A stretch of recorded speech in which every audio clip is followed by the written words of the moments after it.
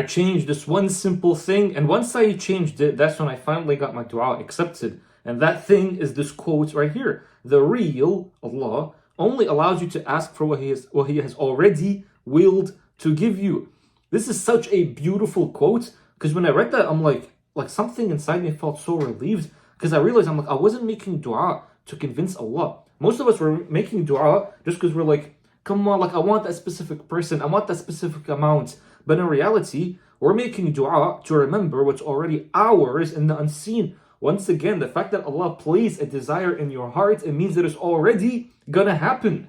It means that Allah already has already prepared the path for you, but there's some stuff that you have to be doing. So it wasn't about trying to force a result. It was about becoming the person who can hold it, who's ready to hold it. If you're someone that can't really hold it, that's when you can be making a bunch of dua, but you're just wasting your time, because you're not even someone that can hold it. And the moment that I saw it that way, well, that's when I stopped chasing answers and I started preparing the vessel. And the vessel is me. The vessel is the heart. So that was the one simple thing that I changed. Basically, I stopped begging, and then all I was doing from this point is I was just trying to align myself to become the one that's capable of handling this desire that Allah has already placed in my heart for a reason. So the question became, I'm like, if what I'm asking Allah for is already mine in the unseen, then what version of me is that written for?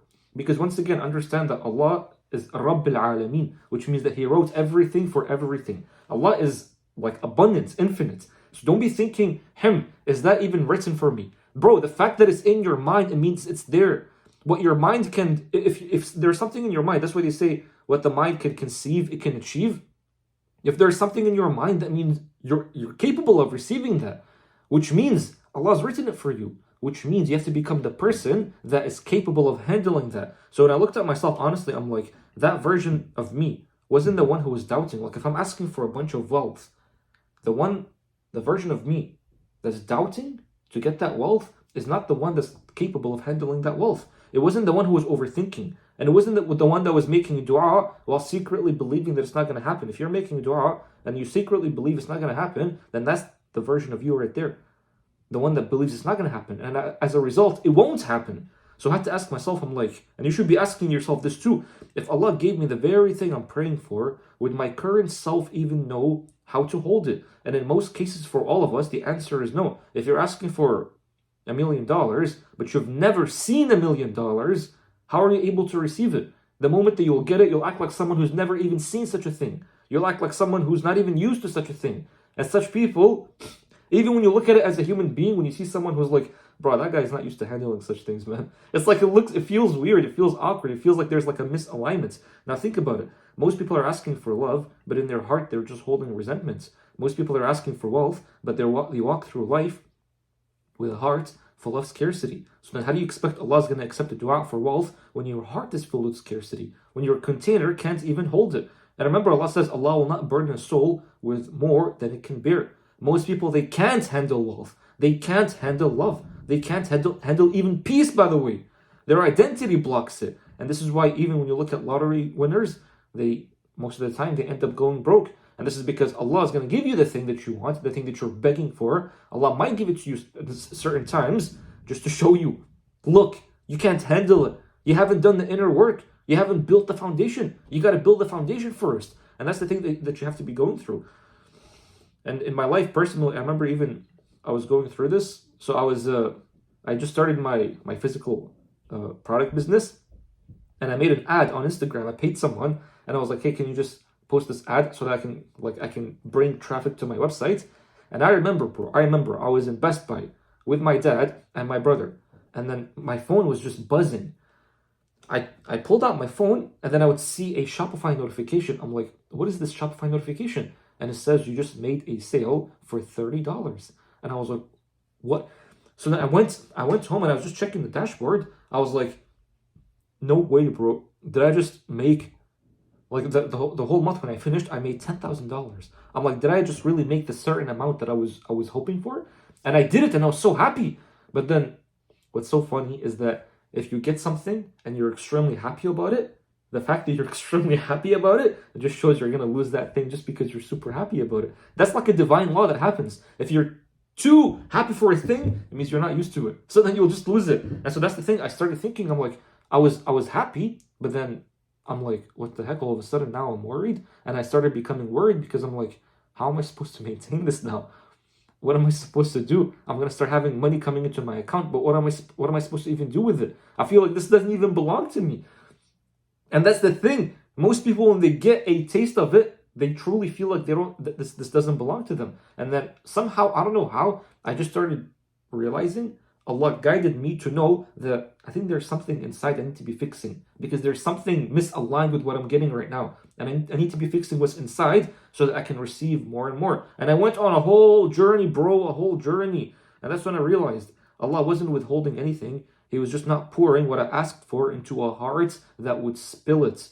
So I didn't need to do more dua. All I needed to do is to become the version of me who could live as if the dua was already accepted. And you could be asking Allah to be such a person, by the way. You could ask Allah, Allah, allow me to become the person that can handle such a thing. Allah, give me knowledge so I can handle such a thing. Give me skills so I can handle such a thing. You could be asking for such things. But who asks for such things? Almost nobody. Think of Prophet Yusuf alayhi salam. So he saw a dream of greatness, right? But first, what happened is that he was thrown in a well. He was sold as a slave. He was imprisoned for something he didn't even do. And only years after of being so misunderstood, Allah gave him what was already written for him. Because the dream wasn't delayed. He was just being prepared to carry it without ego. Like imagine he became the minister before all these things happened. Probably he wouldn't have been able to carry it. But Allah was showing us, look at this beautiful prophet going through all these trials just so Allah can prepare him. Look at Prophet Muhammad sallallahu alaihi wasallam. He didn't receive revelation when he was surrounded by people. He received revelation when he was in deep silence in Ghar Hira, the cave. He was isolated. He was somewhere unknown. He was unseen. Why? Well, because the Quran couldn't descend on someone that was still performing for the world. Allah made him go through the cave so that it empties the ego. And so that the silence, it prepares the soul. Because before the ultimate message comes, the messenger must be stripped of all other distractions. So Allah obviously wrote the Prophet. Allah has already written that the Prophet ﷺ was going to become the carrier, but he had to go through the preparation. And this is when you look at every single prophet, they all went through this. You look at Prophet Musa, he went through this. He was getting prepared the entire time. Every single prophet, the ones that Allah highlights their story, Allah is showing you, they all went through a journey. Don't be thinking that, oh, like they went through a journey because they had to, like, they loved Allah, so he had to test them, blah, blah, blah. No. Allah was preparing them. Allah obviously already written for them to go through the climax of their story, but they have to be prepared. And Allah's showing you, this is what's going to happen to you. So now, I'm sure you're not going to be asking for something as great as the Quran, right? You're not going to be asking Allah for to get a revelation that's going to be changing the entire world. Some of you, most of you, are just asking for $1 million, for a spouse that you just love, for children, for peace. All of those are easy to be prepared for. They're extremely easy. The prophets, they had to go through all these trials to be prepared because they're carrying something great that's going to change humanity. $1 million is not that great. It's normal. You should be feeling like it's just normal. A spouse who loves you is normal. Children are normal. So the question is, how do you actually prepare yourself to hold what you're praying for? So let me give you some practical steps, but don't be thinking of these steps as ways to earn the blessings, because the blessing is already written. All we're doing here is that we're helping you match the blessing, align with the blessing, so that you can see it, so it can become manifest in the physical world. By the way, the word manifestation, it has such a bad connotation, but the word manifestation, all that it means is that you perceive what's always been here. And that means that everything's always here, by the way. Your abundance is always here. Everything's always here in the present moment, in the now. What you're perceiving, though, that's what gets manifested. If you keep perceiving lack, that's what gets manifested. But now if you start perceiving abundance, that's what gets manifested. Manifested is just, it goes from the unseen to the seen. So don't be thinking that this word is like, oh, haram, bro. You just use the word manifestation, that's haram. People use it in some dumb sense. Don't worry about these people. I'm talking about the literal definition of the word, not the connotation behind it. So now, here are some of the steps that, inshallah, are going to be helping you to align with the version of you that can receive the dua. So firstly, for me, I stopped asking from fear and I started asking Allah from trust. Dua made in panic, it blocks the blessing. But dua made in yaqeen, in certainty, invites it. Remember what Allah says, call upon me, I will respond to you. Which means Allah's saying that to you because He wants you to know, if Allah says something, it's a done deal. It's a done deal. Doesn't matter what your mood is, doesn't matter what the weather is, doesn't matter what age you're in, or 2020, 2000, whatever, it doesn't matter what age you're in, it doesn't matter what the economy is going through. Allah gave you a divine law. You call upon Allah, He's going to respond. So Allah Himself is saying, I will respond. So then why don't you have certainty? The whole point is that for you to have certainty, which means if you ask for something, believe that it's done. That's it. That's literally it. If you're asking for something, it's done. That's the kind of certainty that you should be having. But sadly, we're lacking that. I don't know why we're lacking that. Like, we're the Muslim nation that Allah gave us the Quran so that it changes us and we become the carriers, and we've been given all the laws. We practice every single day saying Allahu Akbar and all that stuff, but we have the lowest yaqeen, we have the lowest certainty. It makes no sense. The Muslims should be the one that have the ultimate certainty, to the point that you make a dua, doesn't matter what the circumstances show, doesn't matter what the market show, doesn't matter what my skills are, doesn't matter whatever it is. I ask for something, that's it. It's a done deal. Now Allah's going to make you go through the things that you need, the how, so you can receive it. But again, you ask, it's done. Keep that in mind. The second one is I claim the voice that's inside me. You could call that the ego, honestly. So I stopped praying for love while believing I was unlovable. And I stopped asking for rizq while walking like I'm cursed. Obviously, I still ask for love, I still ask for rizq, but I ask it from certainty, not from like the opposite. So you can't ask for one thing while inside you, you're thinking or you're being the opposite. Allah says they conceal within themselves what they do not reveal, which shows that Allah doesn't just hear your words, He hears the voice that's underneath those words. And then I built the structure to hold what I was asking for. So I was asking for wealth back then, but I had no discipline. I had no skills. Now again, ask, but be certain. Once you have certainty, Allah Himself will show you exactly what skills you need to be having so you can achieve that thing. Allah Himself will show you what's the best routine so you can receive the thing. And that's the thing. So when I was asking, like randomly, I would see myself all of a sudden learning copywriting. I would see all of a sudden learning like how to write better scripts, how to write better sales letters. And then I would see myself like learning how to build better products, how to become a better speaker, how to do all these things better and better, how to become better at video editing, how to become better at hiring, all these things. But these things came because I had certainty. That's why it's step number one. But then slowly, you'll see yourself going through what's the best routine, what's the best skills. You'll go through that. So that's the third thing that you have to be doing. And also for when you're asking for a spouse, if you have no capacity to even love someone, you have so much hatred within your heart, then you don't have the structure. Because if you're not building the house, where should the rain land? The rain is always here. But if you don't build the foundation and you don't build the house, where is the rain supposed to land on? Allah says Allah does not burden a soul beyond that it can bear. So now when you're learning the skills, you're building the skills, you're building the discipline, the routines, and all that stuff, you're becoming the person that can handle that. But that comes after you have yaqeen, after you have certainty. So if it's not coming yet, if the dua that you're asking for is not coming yet, well, maybe because you can't bear it. You can't bear it. And you haven't done step number one. You haven't asked with certainty. And then once you ask for certainty, Allah Himself will guide you to the things that you need to acquire so that you can handle the dua that you're making. And then I moved even when I didn't feel ready. It's a very crucial point right here. Maryam alayhi salam, she was shaking the tree after birth, when she gave birth, right? But she was weak, she was alone, and she was still told to do something. She was still told to move. Shake the trunk. You want the fruit? Well, you still have to move. You still have to move one foot in front of the other, but no need to overthink. So that's the thing. That's the thing.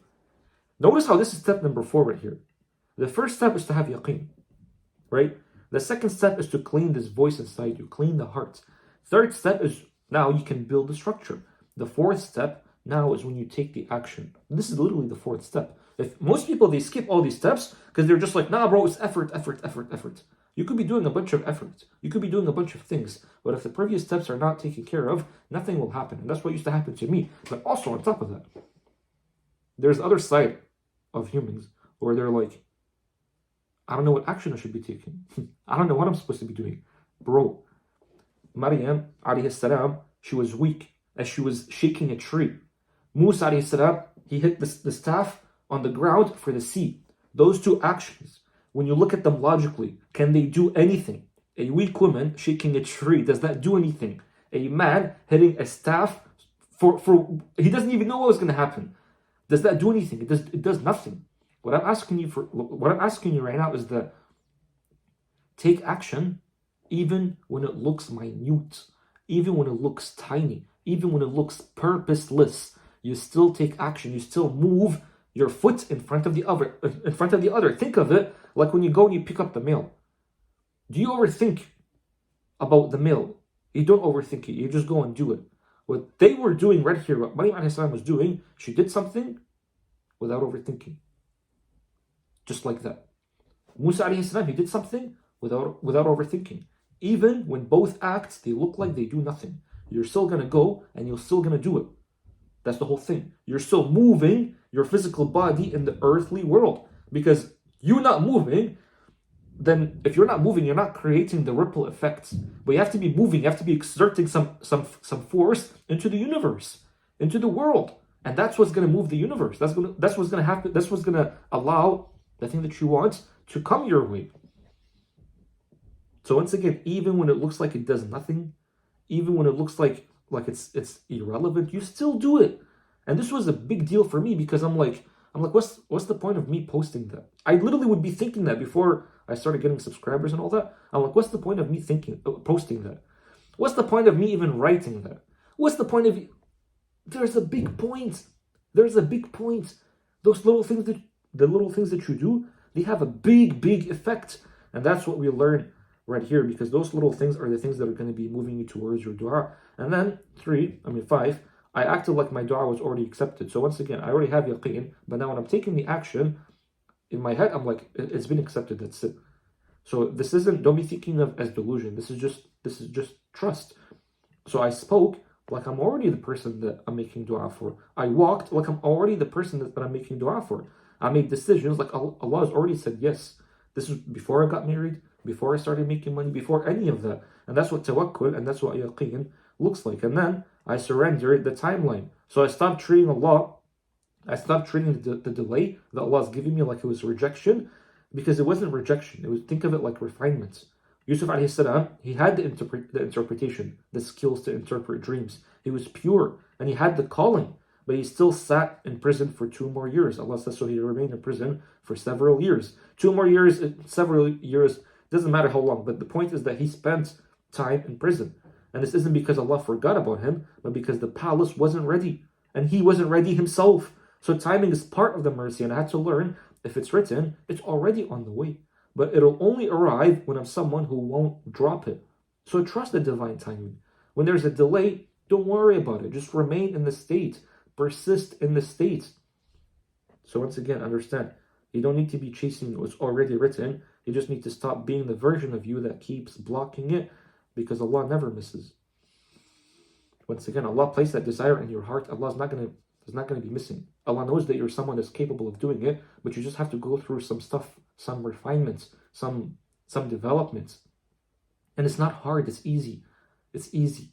If you ask Allah to help you to make the path easy, it's going to become easy. If you just take one step, the entire path is going to open. Allah says, you take one step towards me, I come running towards you. Which means your part is so easy, bro. It's so easy. All you do is just take the first step. That's all. That's literally all. And these are the 6 steps right here that truly changed. Like, I changed one simple thing and I finally got my dua accepted. But it doesn't matter. If it's 6 things, all of it goes down to just one thing. And that one thing is just to understand the real only allows you to ask for what He has already willed to give you.